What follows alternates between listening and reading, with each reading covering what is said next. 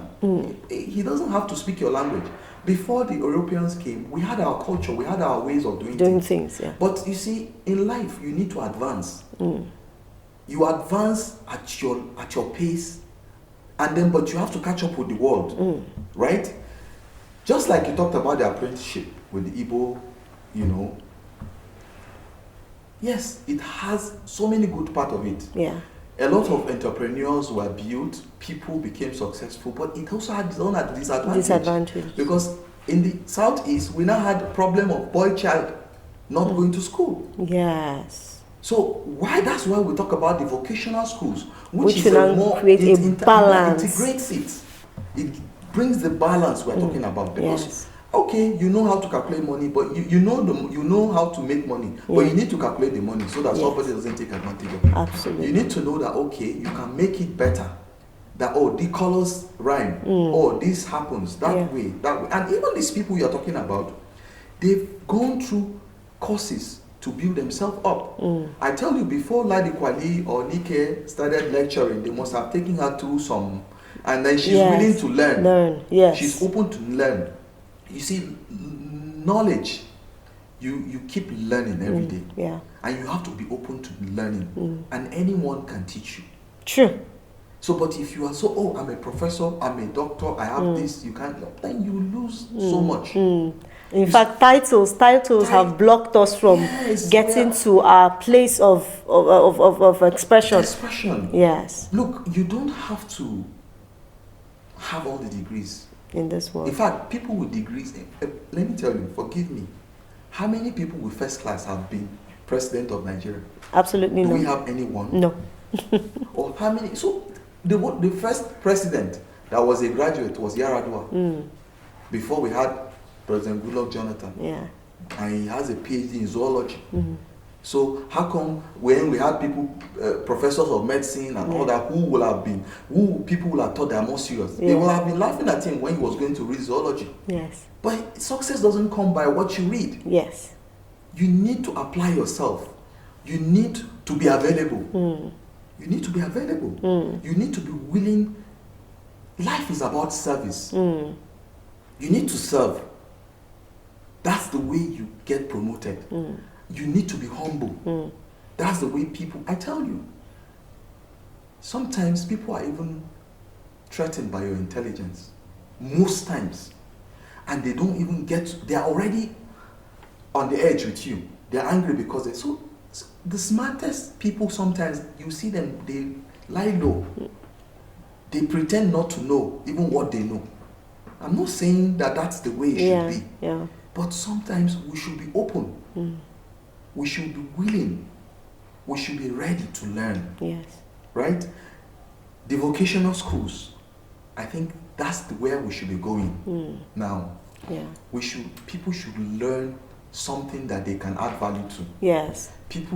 Okay, like for instance, in America, you cannot read law or courses like that. You have to have maybe a degree in international relations or English or something before you go to read that. And so we need to create a way. I think we must be strategic. I think the problem is our curriculum. We have been using this system of the way we have been studying has been like that from the 70s to the 80s to the 90s, and this younger generation are still taking up the same thing the same way. Yes. So I feel the curriculum is actually the problem. If the Ministry of Education, for example, will do a project and we'll travel around the world to go, and just like you said, you must be open to learning.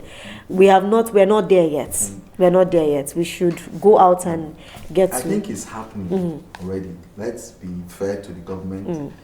It's happening. We have, at every level, we have departments that have responsible for strategic planning, academic planning, and all that. But who are the people we have there? You see, you cannot employ somebody who read geography and tell him to go and do strategic planning. Okay. On that note of priority, and even we are not using our our assets, our intellectual assets. Now the issue of, oh, I know somebody comes in, then you get the job, no, and the person cannot do the job. Yeah. He's not even thinking, you know. So we need people, you know, who are meant to do what they are doing, who enjoy doing what they are doing. On that note, I think we'll just go on a break and we'll be right back. We're still on Right On with Joyce and we're discussing growing delinquency with NUHU DANLADI CHESHI.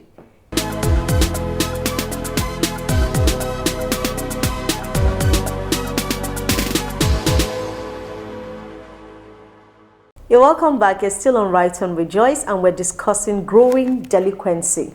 So, you know, there was a place you mentioned in this book and you said when they're discussing the issues that affect nations around the world, are we on the menu or we are on the table? Because yes, we see representation of us on the table. You also you mentioned in the book that youths have to take responsibility for their own destinies, but youths are complaining we're not allowed to come to the table. And when we find people outside this country representing us, and they're talking about technology, they're talking about medicine, recently the recent issues have been issues regarding vaccine, for example. But sometimes you find out that even in our local offices, there is misplacement of priorities. What do you have to say about that? Well, you see, that's a major problem that we have as a people. And it has to do with our constitution, the way it's being couched. Like, you know, to become a minister, all you need to do is to have, in fact, to be the president of Nigeria, is to have attained the age of 30. No, for the president, it's now 35. 35, yeah. Right? But let's get it to the minister. Once you can contest for House of Representatives, you can be a minister of the Federal Republic. It means that you must be, now it's age of 30, and must have a secondary school certificate, like you have gone to secondary school, or equivalent. And that equivalent is not defined.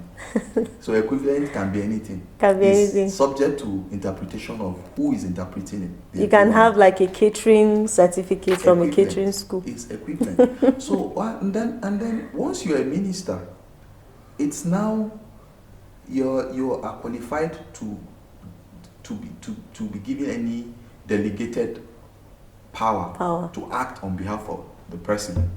Now it's his prerogative to decide where he feels you will fit in. If he thinks he should be the Minister of Health, so be it. It's left for the doctors to protest and say, someone who is not a doctor cannot be a minister. Or the Attorney General, you say, I am not a lawyer. But see, you are a minister and you can administer. You know, it's now also left for you to get people who are qualified to be with you.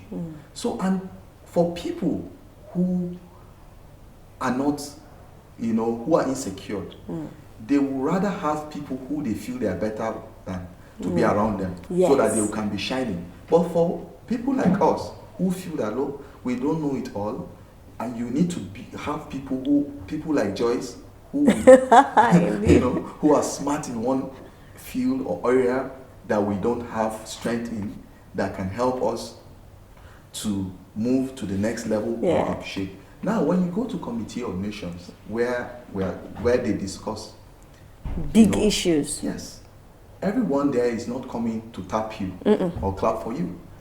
They want every share they can get. Yes. All. Yes. All. So if you are not able to negotiate something, you get nothing. Now you become the food. You become the food. First of all, our population is an asset to us. Yeah. We have over 200 million people. That's a huge market. It means we can sell anything, even locally. Absolutely. And then people, the market out there is saturated, is exhausted. They are looking for where to sell.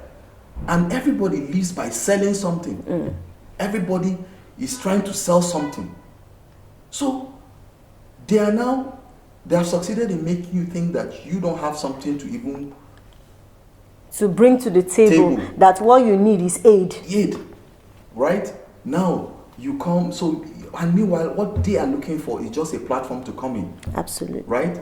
They come to you, oh yes, good ideas, lofty ideas, and tell you that we need to build your schools, we need to build your healthcare systems, but the chief executive will come from their country. You cannot even buy any car that is made in Nigeria. Yes. You know, yes. You have to buy American cars that they will drive. They will live, you know. So somehow it's as if you are, even everything the supplies, the consumables will come from yes, there. they are the decision makers. They will decide the salaries of those people they are coming. They have a different salary for the internationals. They have a different salary for the locals. Yeah. Right? So I'm not saying that it's wrong. I'm just saying that we need to have people. We have them, but we need to, you know, give them the opportunity to be on the table, so that we can be able to take advantage of the share of the meats, whatever they are sharing. Everything. Yes. Is it the influence? Our numbers should give us influence. Yeah. We're a force. The people. Look, if I travel, I've been places, and I'm surprised, I'm shocked. I'll find Nigerians who are top, doing great things there. Yeah. Yeah? That back home here, nobody knows them. Nobody knows them.